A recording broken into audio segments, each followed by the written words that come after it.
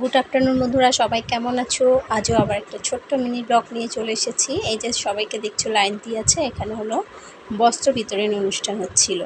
আমার হাজব্যান্ড ওর বন্ধুরা সবাই মিলে সবাইকে লাইন দিয়ে ঠিকঠাক করে দাঁড় করিয়ে সবাইকে বস্ত্র দেওয়া হচ্ছিল।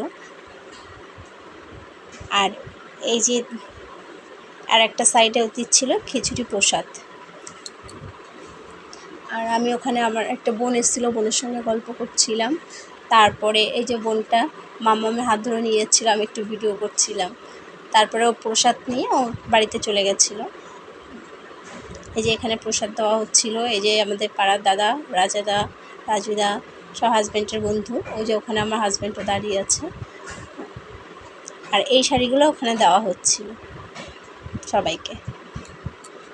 আরও তো অনেকেই ছিল, আমি সেভাবে ভিডিও করতে পারিনি।